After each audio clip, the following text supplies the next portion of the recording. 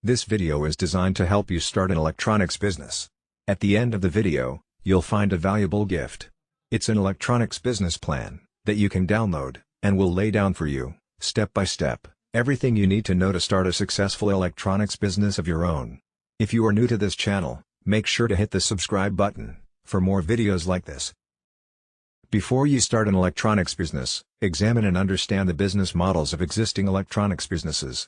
This includes the average price markup charged on goods, strategies for customer satisfaction, and managing supplier relations.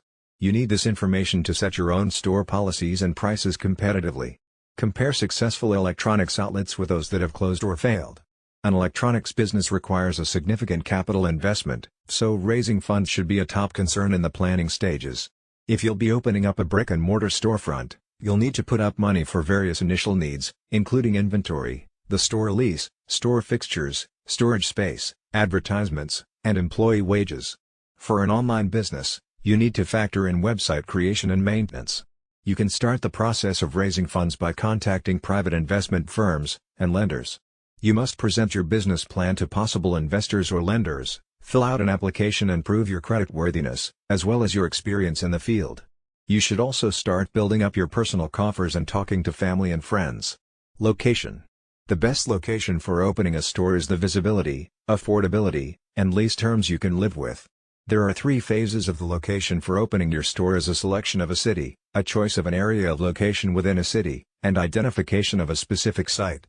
Besides, you should look at neighborhood traffic generators, such as other retailers that draw people to the area, industrial or office parks, schools, colleges, and hospital complexes.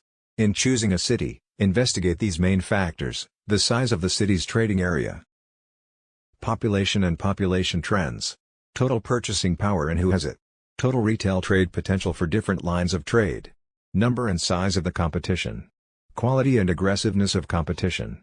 Marketing plan.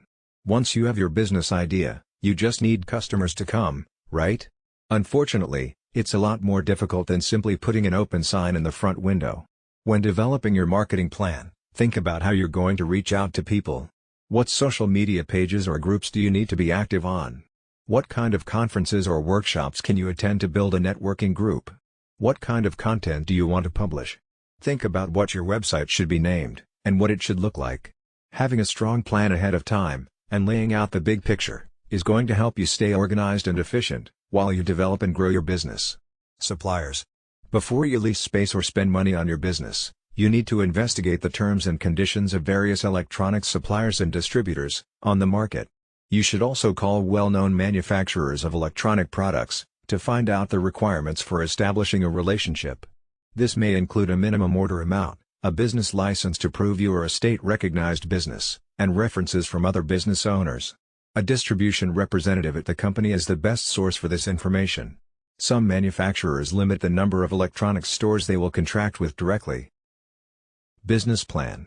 The first step in starting your own electronics company is to create a business plan. This should take into account how you plan to grow your business over the coming weeks, months, and years. Everything needs to be costed out, and you need to know what you'll be spending and when. Be realistic in your business plan. It will take a long time for you to build your business, and you may not see profits for the first few years. Do your research. In case you are planning on developing your own product. Whatever your product idea is, you should thoroughly research and test the concept before you start developing and making it. Find out if there is anything similar on the market. You should also carry out some market research to find out whether or not there is any interest in the product from potential customers. Develop your product. Once you are happy with the concept of your product, you should start to develop it. For this, you will need a product developer and designer. Designing and developing products can be a time-consuming process. Build your prototype. Once you have the designs for your product, you can have a prototype built up. There are many specialist factories that will build prototypes based on a layout plan. Test your prototype. Once you have your prototype in your hands, you should thoroughly test it to ensure there are no areas that need to be improved on. You should also use the prototype to carry out further market research into the working product. Finally, the prototype can be used to make sure that all of the safety checks are carried out, to meet any regulatory requirements. Generate orders. Once you have a working prototype, you could use this for drumming up trade. Take the prototype around to retailers, and see if you can find any buyers who will want to sell the products in their stores. The next part of the video is not specific to an electronics business. Nevertheless, this knowledge is essential for success in the electronics business, as well as in any other business. Ignore it at your own peril. Operating a successful electronics business will depend on the following 4 conventions. 1. A practical plan, with a solid foundation. 2. Dedication, and willingness to sacrifice, to reach your goal. 3. Technical skills. 4. Basic knowledge of management, finance, record keeping and market analysis. As a new owner, you will need to master these skills and techniques if your business is to be successful. Finding a niche. Small businesses range in size from a manufacturer, with many employees, and millions of dollars in equipment, to the lone window washer, with a bucket and a sponge. Obviously, the knowledge and skills, required for these two extremes, are far apart, but for success they have one thing in common. Each has found a business niche, and is filling it. The most critical problems you will face, in your early planning, will be to find your niche, and determine the feasibility of your idea. Get into the right business at the right time, is very good advice, but following that advice, may be difficult. Many entrepreneurs plunge into a business venture, so blinded by the dream, that they fail to thoroughly evaluate its potential. Is your business idea feasible? Before you invest time, effort, and money, the following exercise will help you separate sound ideas from those bearing a high potential for failure. Identify and briefly describe the business you plan to start. Identify the product or service you plan to sell. Answering yes to any of the following 3 questions means you are on the right track. A negative answer to all of them means the road ahead could be rough. 1. Does your product or service satisfy an unfilled need? 2. Will your product or service serve an existing market in which demand exceeds supply? 3. Will your product or service be competitive, based on its quality, selection, price, or location? Market analysis. For a small business to be successful, the owner must know the market.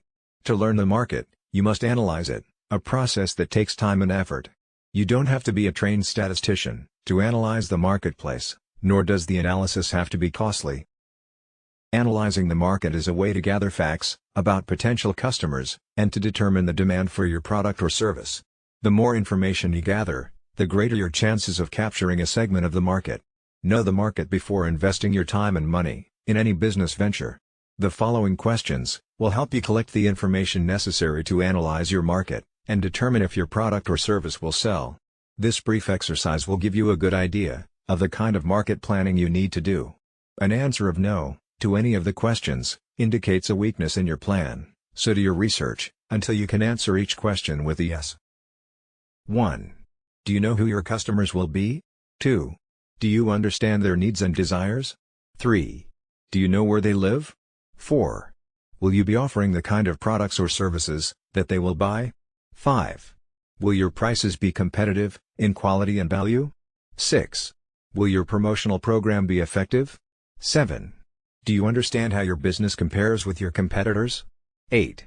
Will your business be conveniently located for the people you plan to serve? 9. Will there be adequate parking facilities for the people you plan to serve? Planning your startup. The following questions are grouped according to function. They are designed to help you prepare for opening day. Merchandise. Have you decided what items you will sell or produce, or what services you will provide? Have you made a merchandise plan, based upon estimated sales, to determine the amount of inventory you will need to control purchases? Have you found reliable suppliers, who will assist you in the startup? Have you compared the prices, quality, and credit terms of suppliers? Business records. Are you prepared to maintain complete records of sales, income and expenses, accounts payable, and receivables? Have you determined how to handle payroll records, tax reports, and payments? Do you know what financial reports should be prepared, and how to prepare them? Finances. A large number of small businesses fail each year. There are a number of reasons for these failures, but one of the main reasons is insufficient funds. Too many entrepreneurs try to start and operate a business without sufficient capital, money. To avoid this dilemma, you can review your situation by analyzing the following 3 questions. 1. How much money do you have? 2. How much money will you need to start your business? 3. How much money will you need to stay in business? In order to answer the second question, how much money will you need to start your business? You need to prepare an estimate of all your startup costs. Here is a list of items you may need to take into account. Note that this list is for a retail business. Items will vary for service, construction, manufacturing or online firms. Decorating and remodeling, fixtures and equipment, installing fixtures and equipment, services and supplies, beginning inventory cost, legal, professional fees, licenses and permits, telephone utility deposits, insurance, signs, advertising for opening, unanticipated expenses. Now, the answer to the third question, how much money will you need to stay in business? Must be divided into two parts, immediate costs, and future costs. From the moment the door to your new business opens, a certain amount of income may come in. However, this income should not be projected in your operating expenses. You will need enough money available to cover costs for at least the first 3 months of operation. The following list will help you project your operating expenses on a monthly basis. Typical expenses for 1 month may include your living costs, employee wages, rent, advertising, supplies, utilities, insurance, taxes, maintenance, delivery, transportation, miscellaneous.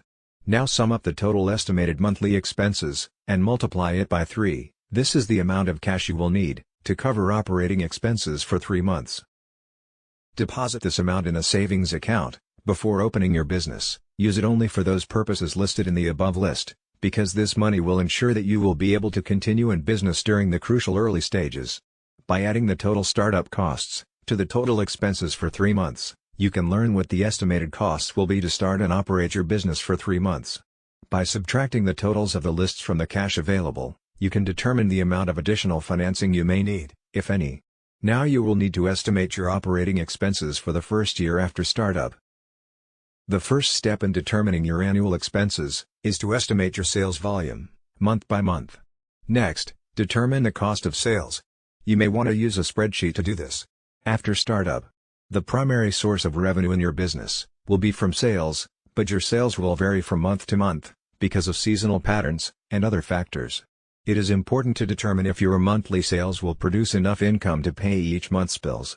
An estimated cash flow projection will show if the monthly cash balance is going to be subject to such factors as the following: failure to recognize seasonal trends, excessive cash taken from the business for living expenses, too rapid expansion, and slow collection of accounts if credit is extended to customers. Conclusion: if you have carefully answered all the questions in this video, you have seriously thought about your goal. However, there may be some things you may feel you need to know more about. Owning and running an electronics business is a continuous learning process. Research your idea, and do as much as you can, yourself, but don't hesitate to seek help from people who can tell you what you need to know. As we conclude this video, it's time you get your free electronics business plan gift. Go to the description below this video to get it now. It is completely free, no strings attached. Thanks for watching. If you enjoyed this video, please like and hit the subscribe button for more videos like this.